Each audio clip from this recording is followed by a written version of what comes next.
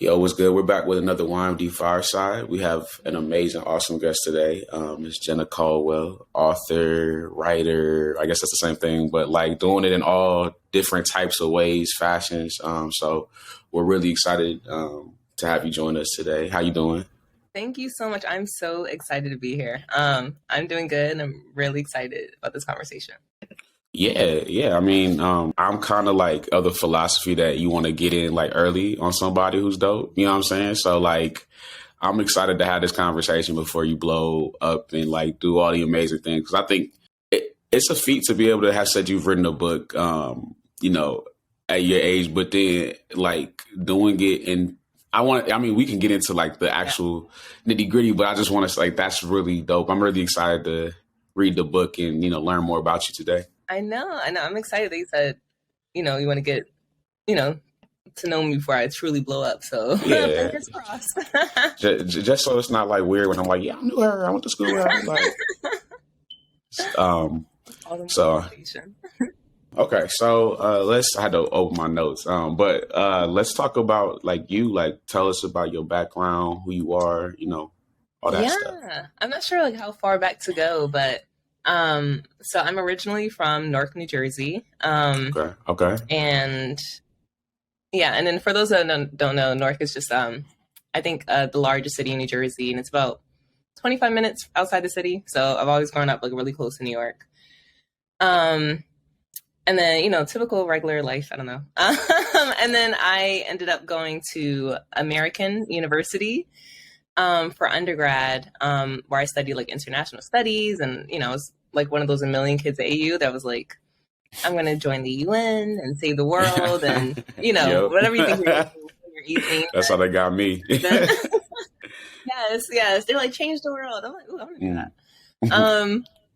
But while I was at AU, I've always liked to write. I've always, oddly, I think I've always really wanted to be a journalist. I remember in the 4th grade, I had started a school newspaper, and I got kicked out for being too bossy. But those were my early inklings of wanting to be a writer. So at AU, I had started writing for this publication. And obviously, AU is like a predominantly white institution. And I kind of felt like the stories they were highlighting weren't, really speaking to me or speaking to the people I knew on campus. And I felt like they were really passing up a lot of stories centered on people of color. So I had joined the Black Print, which was a publication centered specifically on marginalized stories at AU. And then I did that for a couple of years. I became the president, became the editor-in-chief. And then, which is all great and fun and dandy. But I was like, if I really want to be a writer, I have to have something that proves I can really write aside from me and a bunch of 19-year-olds putting up these articles. Like I didn't have a degree because I was studying SIS. So I was like, you know what? I need to get a degree. So at first I had applied to this thing at AU and I started a program at AU. But then a friend of mine was like, I'm thinking about applying to Harvard. And I was like, I think me and my friend are about the same level of intellect. I was like, if she can get into Harvard, I can get into Columbia. So I was like, let me just do it. Let me just go out and apply. So I applied to Columbia and I wasn't expecting to get in, but I got in.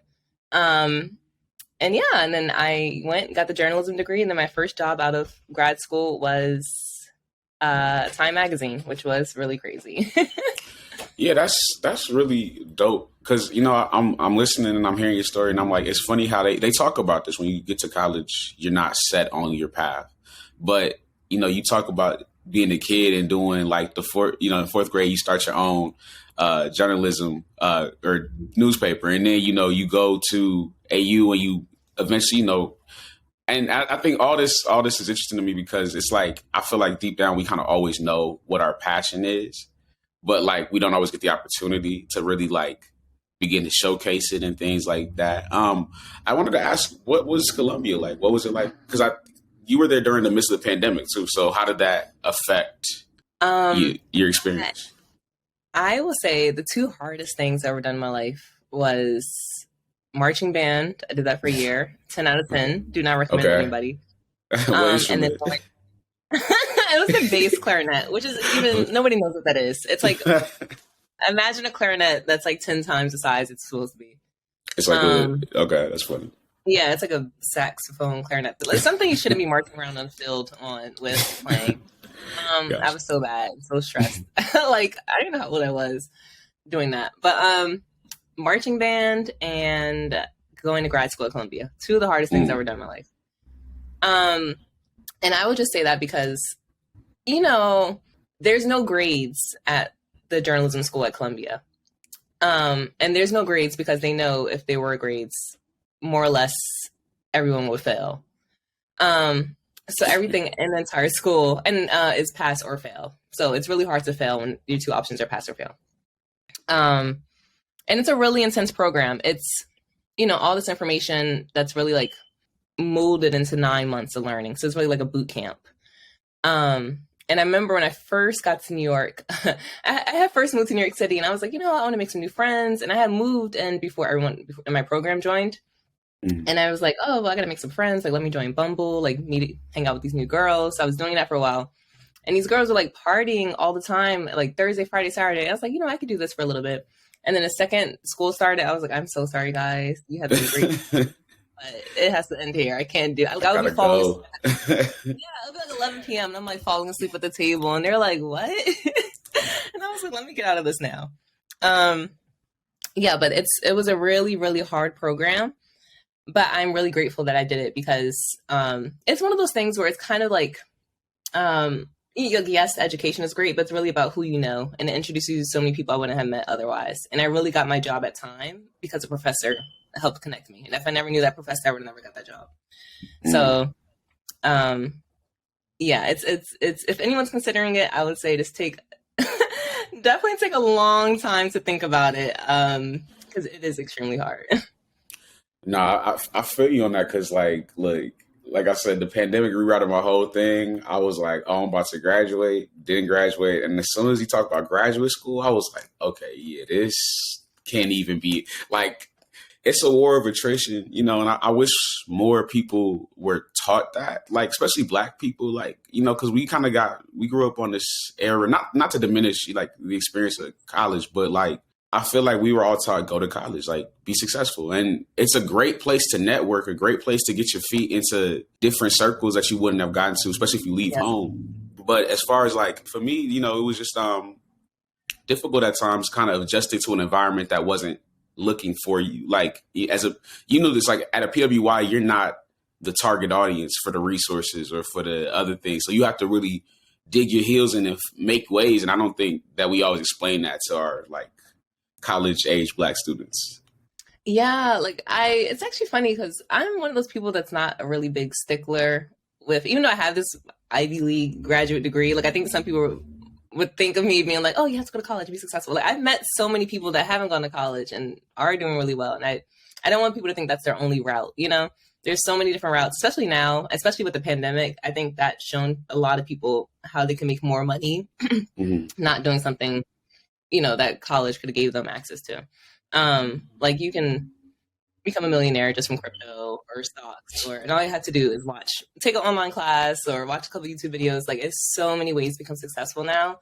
And that's one thing I'm happy about. The pandemic really showed all of us. And I will say, pandemic wise, going to grad school, I forgot to answer your question earlier. Oh, yeah.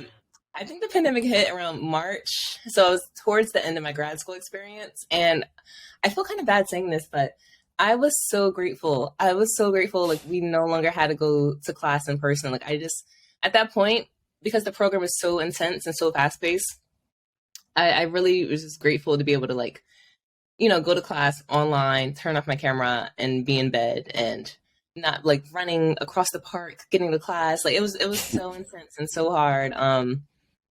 And I think that just gave me a little bit of a break then. So for me, I was a little bit grateful, but I know everyone's experience was different. Yeah, I think, you know, there was definitely some really dope things that, that outside of like being a global pandemic where everything's uncertain and sad, like, yeah, no, I felt like I got to learn more about myself, got to learn more about the things that I'm passionate about. And I wouldn't have been able to do that if I was, you know, figuring out where I was going to live and be all these different things and trying to get these last minute job interviews and all stuff like that. It gave me opportunity to reset. And so I think everything's a matter of perspective. You know, like you can look at things negatively, and they are like this, like not minimizing the pandemic. It was terrible in a lot of ways, but I don't know. I think it kind of helped a lot of us see what was important in our day-to-day lives. Yeah, and it gave a lot of people like a breather for a second, you know? Like, Yeah. I remember one time, I've been in my job now for about 2 years, and I've only been to the office once. And the one day I went to the office, I was like, never again. I can't. I was like, especially because I live in New Jersey, I moved back in with my family. I was just like, I cannot take those 2 trains, get to this office. Like, it's not just, like, for a lot of people, it's not just having a 9 to 5. Like, it's, oh, I got to wake up at 6:30 in the morning and make sure I'm at the train station at 7 a.m. and do all this extra stuff and you get home late. Like, it's, your whole day gets wrapped up in this thing that shouldn't take up your whole day. So I think the pandemic has kind of like allowed us to readjust our lives a lot of ways. No, I agree with that because, you know, even like in my little part-time jobs, I'm like, bro, I'm spending all this money just to get here. Like, you know what I'm saying? Like taking an Uber, taking this, that. And it's like, I'm not even, and I'm exhausted by the end of the day. It's just, there has to be a more efficient way for people to be able to live their lives, as you said. And I think we just get so caught up in this like achievement, consumer productivity culture. And it's like, I get it. We all want to have money. Like we all want to live comfortably, but you know, there has to be some breaking point in which we, you know, look at the broader picture. Which I think everyone woke up and saw, and that's why we have this great resignation. You know, people were like, well, I can make just as much money doing this XYZ thing at home or on my own time. And not, like you said, spend all this money just to get to this job or spend all this money to like have to pay for this lunch because I'm here. Meanwhile, like me living at home, I'm like, hey grandma, like you made something. Like basically I think a lot of people have woken up to what their lives were before and how that doesn't really work for them anymore. And for that, I'm really grateful for our collective health. Yeah, definitely. I think like, you know, it's being back home, you know, so I think that's something that's a little bit of a pride point for some people, like not wanting to like, I know for me, I'm like still not like, oh yeah, I live back home with my mom. Like it doesn't feel great all the time, but it's also like so many things. I don't pay for laundry. I don't pay for groceries. Like, you know, like it's like things that are in the house are the family, you know what I'm saying? So, you know, and I think so many of us kind of get sold on this idea that we have to be independent and like, and you can be independent and still be like contributing and being a part of your family. But it's like, how do we make it okay for people to not just be suffering for the sake of whatever this American dream is supposed to be? Like, no, like kick it with your folks until you feel like you can get a place or whatever, you know? Yes, I'm not in a rush to spend more. No, that's good. That's always good. So let's get into the book. Let's learn more about it. Like so I looked at the research that you gave me. I appreciate that. And I kind, you know, when you kind of see, like I pre-ordered, I was like, okay, cool, I'll see it. But then like I really kind of like got into what the book was about, and I was like, oh, this is like, I don't want to. I might cut. I'm gonna bleep something I'm gonna say out just because I have some prior knowledge of what's going on with the book, but it's reminiscent of it. I don't know if you're a fan of Atlanta, but early in the season, they did something similar, like as to like the concept of retelling a story. And so I really like that. I really enjoy when we're given a new perspective on history that might not have, because I never knew about this story at all. So let me ask you what about Still Waters and everything. Yeah. So Still Waters reimagines the life of George Stinney Jr. and one of the million paths it could have taken. So just for context, George Stinney Jr. is the youngest American to ever be executed in the United States during the 20th century. And he was 14 years old at the time. He's a young Black boy from a small town in South Carolina. And he was accused of killing 2 young white girls who I believe were, I don't want to get it wrong, but I believe 7 and 11 at the time. And essentially what happened was, you know, George and his sister were out. They took the cow out to graze. The 2 little girls had walked past them, asking if they, you know, knew this specific flower was that they could find. George's sister said, no, sorry, we don't know. And the girls went about their day. And then later in the night, it quickly spread because the town was small that these two young girls were missing. And then, you know, the search party was put together. There's different reports about whether or not George was actually a part of the search party. But at some point, it came up that, or either he volunteered the information, it came up somehow that he was one of the last people to see them. And, you know, immediately they were like, oh, he's somewhat at fault. Like, he must know something. And then so that morning, they were found in a ditch. They had been killed. It's likely they were killed somewhere else and then just, you know, their bodies were put there. So George was like immediately arrested, him and an older brother of his, but his older brother was let go. And then he was questioned by himself without, you know, his parents, without any family, without a lawyer, any legal representation. And then it said that, according to the police, that he confessed. And then that's the only evidence that they had was his quote unquote confession. And there are some tales that he was bribed with ice cream, but there's no concrete evidence for it, but it is something that could have happened.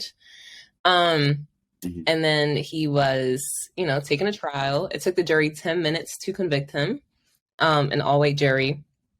And he was sentenced to be killed. And it happened all in a matter of 83 days, which is really fast. And if anyone knows death row nowadays, that's not how things work at all. So my book, essentially, you know, I try to breathe life into his future, his adult life. I understand when he was young, you know, he really was into like drawing and art and drawing airplanes and things like that. And, you know, this is very kismet, but oddly enough, all his siblings actually moved up here to New Jersey and to New York. So they're all nearby. So I kind of reimagine a life where he gets to be an adult and he becomes an art school teacher and he lives up here and is married and has children and is living this life that he should have lived. And yeah, that's it in a nutshell. I don't want to give too much away, but that's the book in a nutshell. Yeah, that's super dope. I have two questions for you in that. Well, one, I wanted to know, what's kind of two questions in one. Why this story, and why for you was this the story that you wanted to take on as your first novel? Yeah. So I don't have a perfect answer for that, but essentially, I remember when I was at work, this is, you know, the summer of 2020, a little bit after the summer of 2020, it might have been just the beginning of fall, when Jacob Blake had been shot several times. Mm-hmm. And I was tasked with interviewing Trayvon Martin's mom, Sabrina Fulton. Wow. And it was kind of like really difficult for me because it you know, I work in video journalism, so I have to go and like look up this archival imagery and videos and find all these pictures of like, you know, George Floyd, Ahmaud Arbery, like all these people that lost their life too early to kind of, you know, paint this large story about Black Lives Matter and what's happening.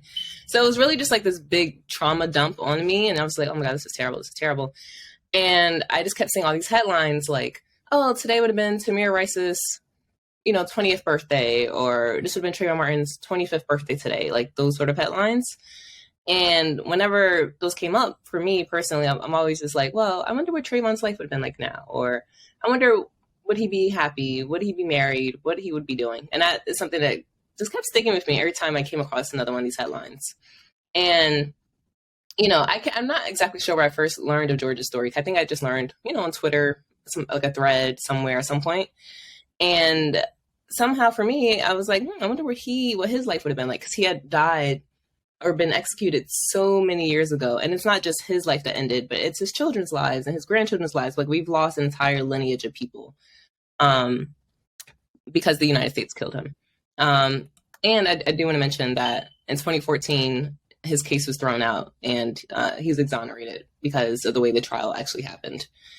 So that entire thing just got me thinking about, you know, the possibility of what if and what his life could look like. So I think all of that around the same time just conflated for me, and that's where I really want to tell this specific story. Wow, yeah, I mean it's really deep, and you know, I think when you think about just all those, like you list those different names, and just especially like as a Black man, you know, thinking about what the step could have been to now you're the person who's on the news, you know, and that's a fear that you live, and Black women have that fear too. Like, I think it's just like the thing that messes me up about the whole story though, that I was thinking about, was like how it's not that far off. Like they can't get you the way that they got, you know, him necessarily, but we still see examples of you know, I don't know if you saw a couple weeks ago, there was a story about these police officers arresting a kid. And like, even if there's a pre-existing relationship, as the officer said, you know, it's still like, but like, where's the humanization in doing that? You know, where's that extra consideration? So it's still really kind of a scary world in that regard.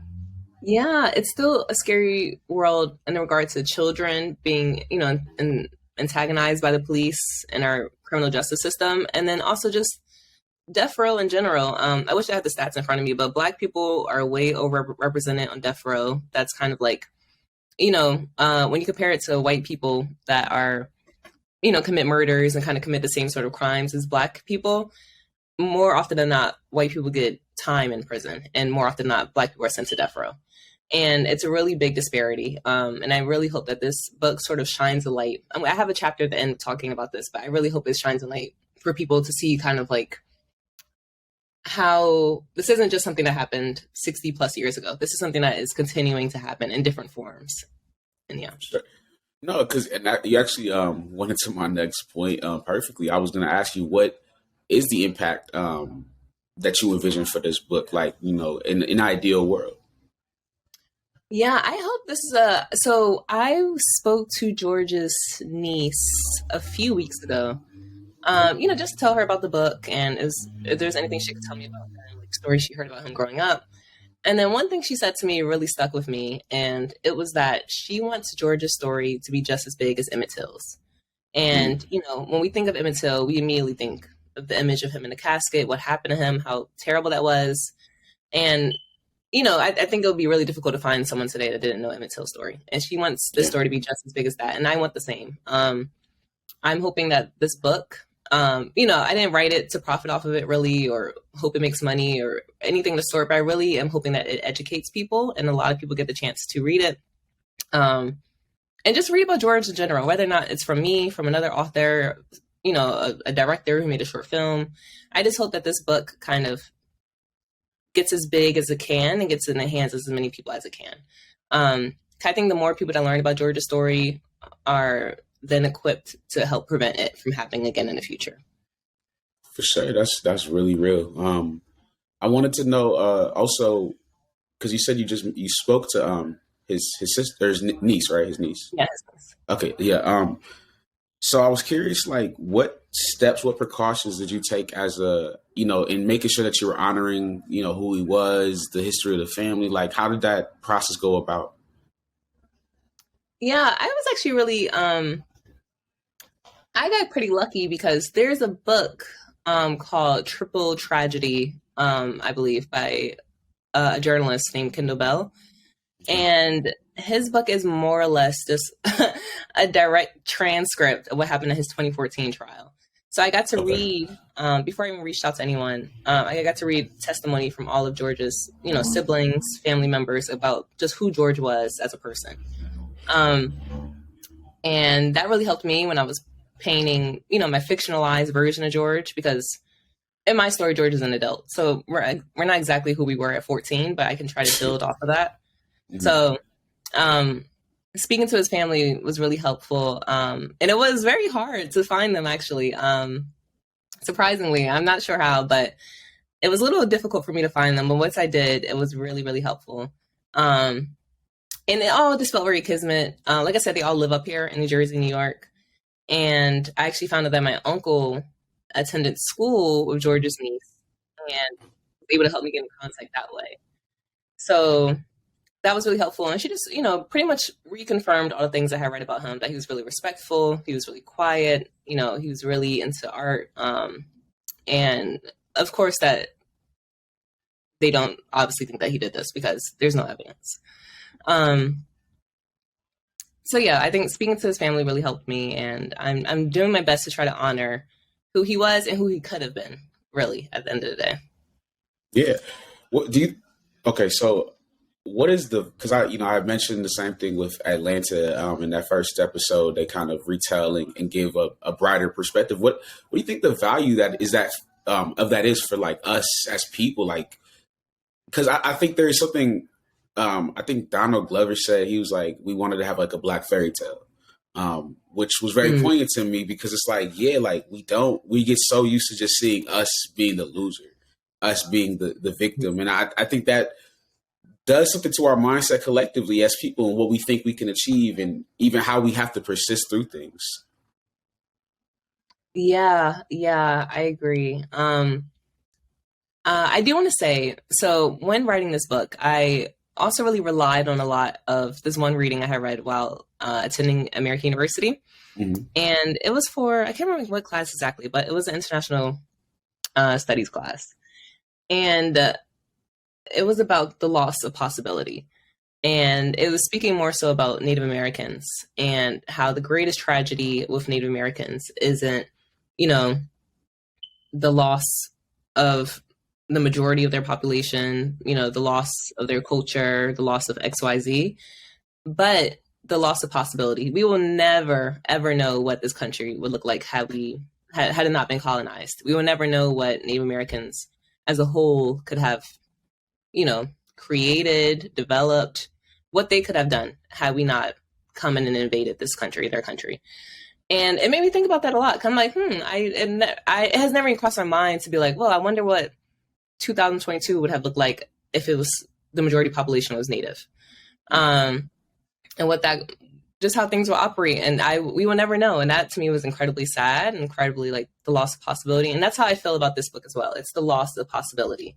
And we would just never, ever know what it looks like. I can write a million different versions of what happened to George, a million different versions. He can grow up to become a firefighter, become a Nobel Peace Prize winner. I would just never know. These are all just my guesses. So I think just kind of looking at death in that way of not just mourning who that person was, but who they could have been and what they could have, given to the world. I think that is something that's really important to take into consideration as well.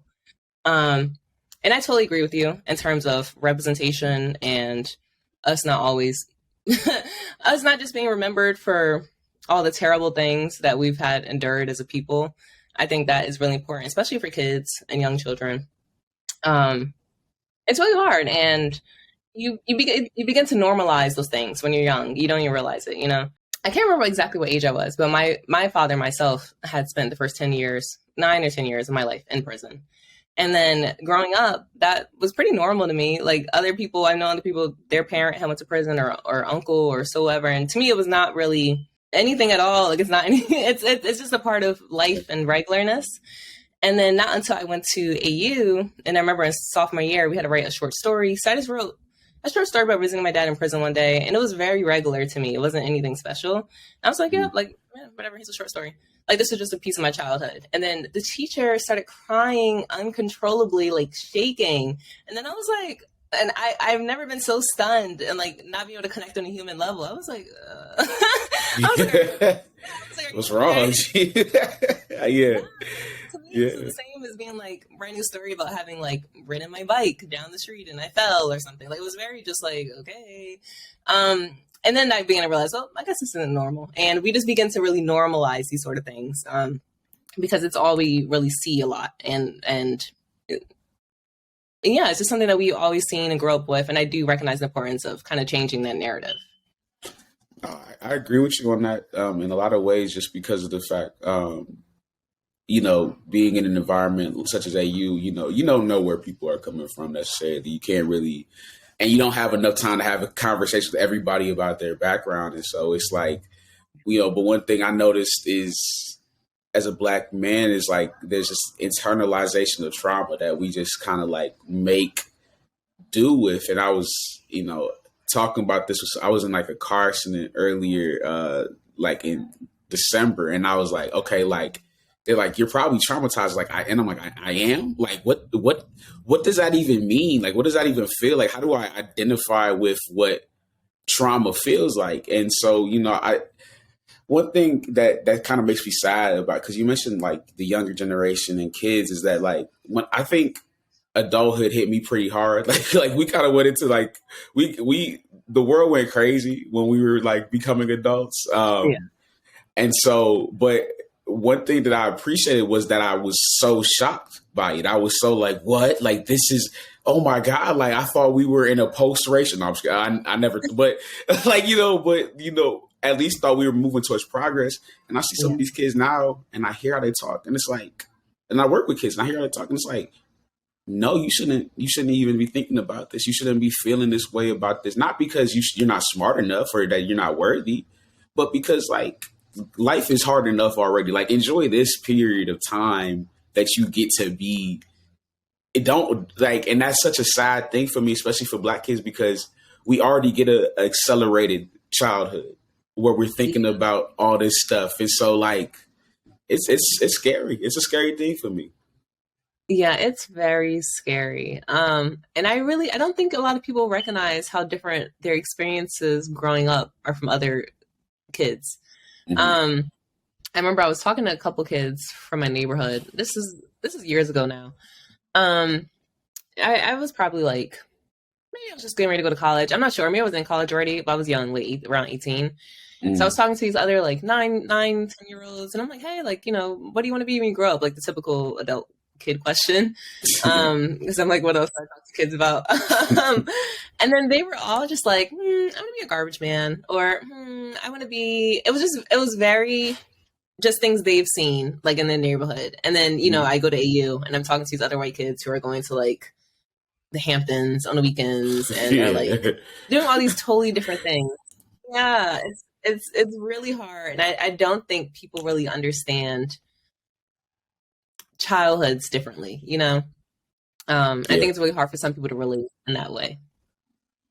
No, definitely. I could talk about this all day, but it is always interesting to like think about that, because I think in my time it was weird because I'm from Milwaukee. It's a very poor, very segregated city, often like top 3 in like both categories, and so seeing the limits of possibility, like it's crazy to me, because like I didn't have a horrible trauma filled childhood, thankfully. Like there's not too, I mean, I had shit, everybody has shit, but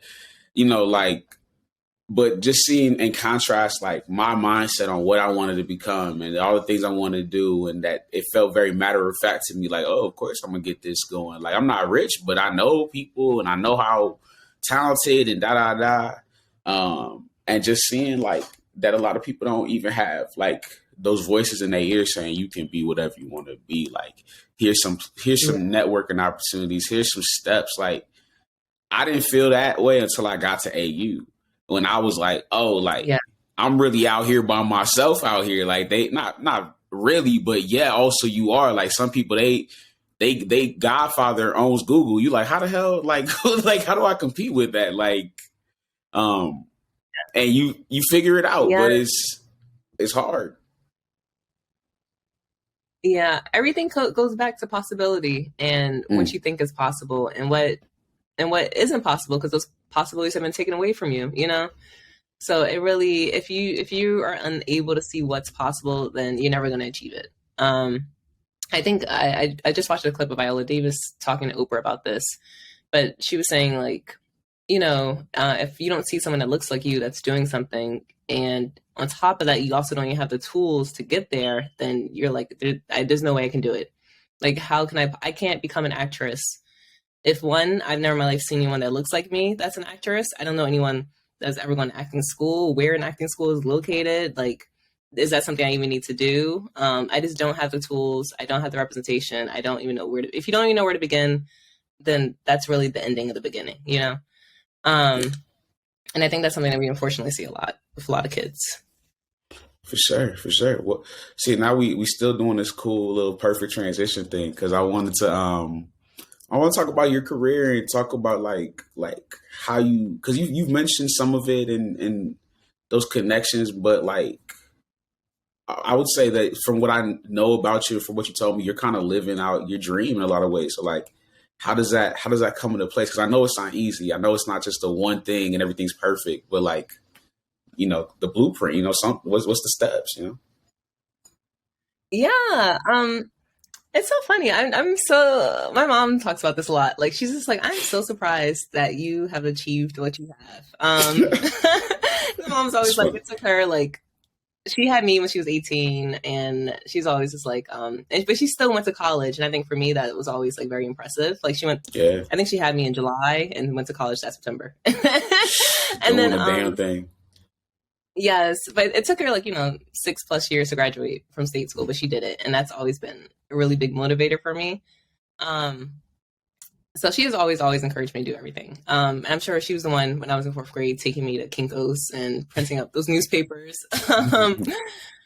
But yeah, career-wise, yeah, I never thought my first job out of college would be to work at Time magazine. At 22, like that to me feels insane.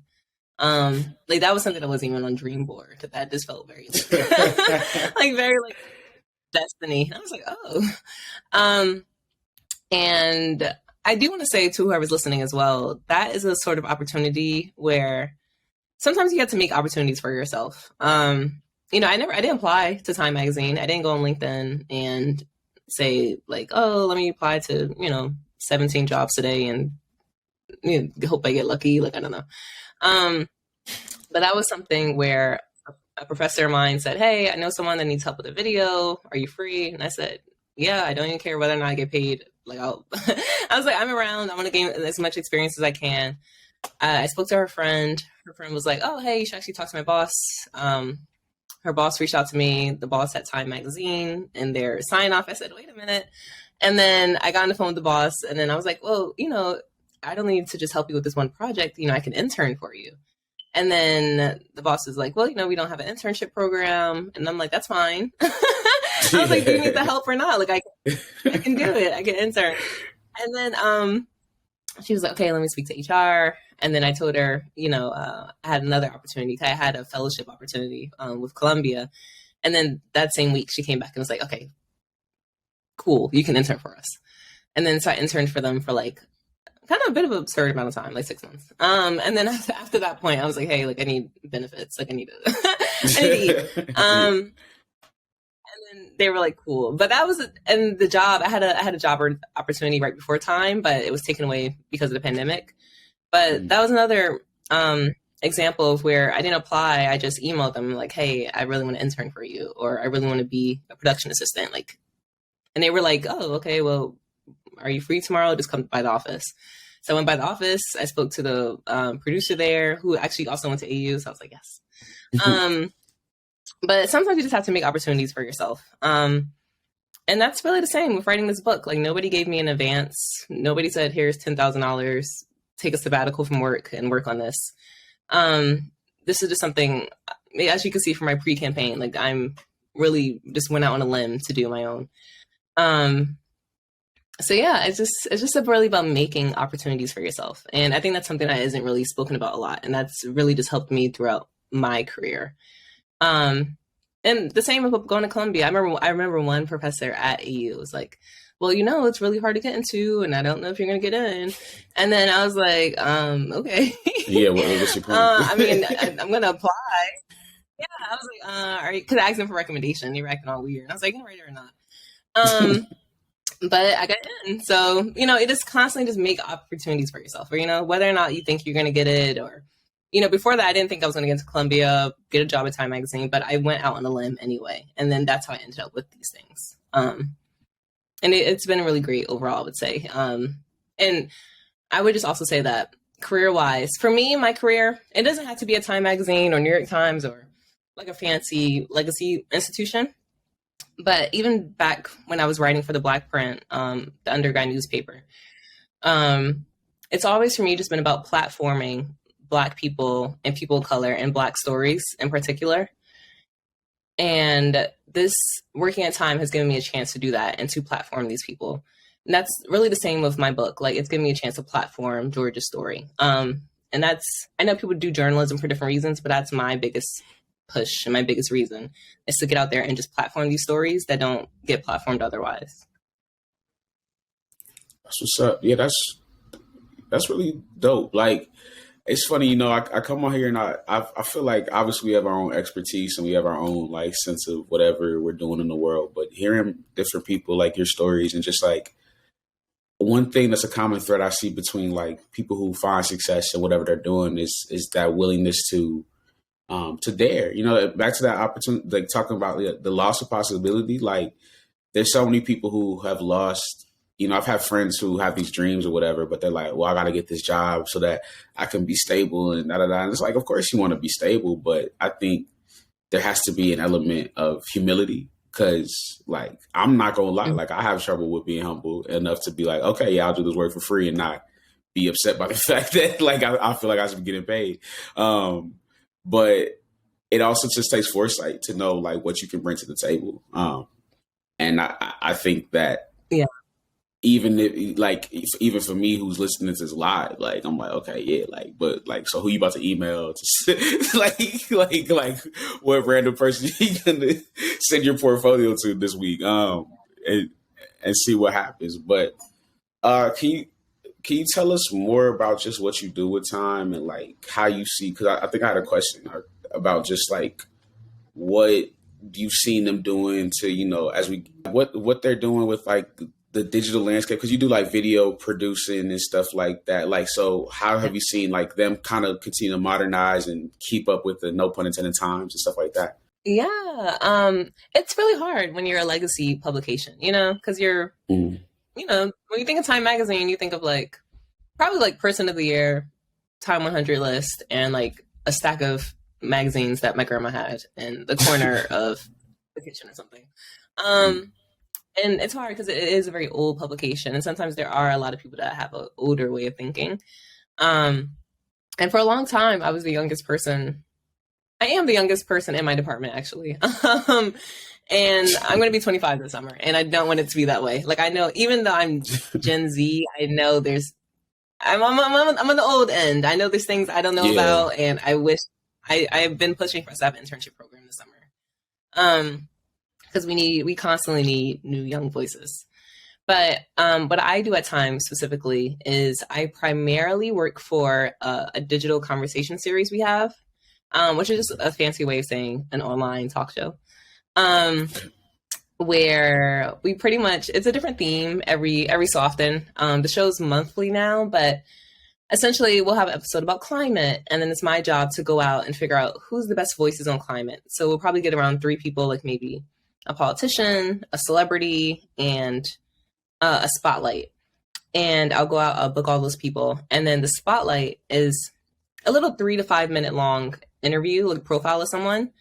And I always do those interviews and I always edit those. And that's my best thing, my favorite thing about working at Time. It really gives me a chance to platform people and, give people a voice that wouldn't have ever been in Time Magazine otherwise. I think one of the best people I've ever done personally, there's this fashion designer named Blake Van Putten who makes these purses and it's different items that just say protect Black people on them. And I was really pushing for us to do a spotlight of him during Black History Month last year. And, sometimes like predominantly white institutions, when Black History Month comes around, they have a very specific way of thinking about Black History Month. And it's like, it has to be about equity and it has to have Reverend Al Sharpton and whoever else and talk about the plight of Black people. Like it's very the same thing, more or less. When you're in grade school, every year it was Rosa Parks and MLK. So also being one of the only Black people in my department, I was like, well, this is a chance for us to do something new, something different. So finally they said, okay, to Blake. I highlighted him. I think somebody at BET had saw it and then they highlighted him from that. And then eventually he had his first New York Fashion Week show later that year. And I was like, it just feels really good to give people this platform. Because if it wasn't, not to like lay claim to myself, but if it wasn't for me, I don't think he would have been in Time anytime soon.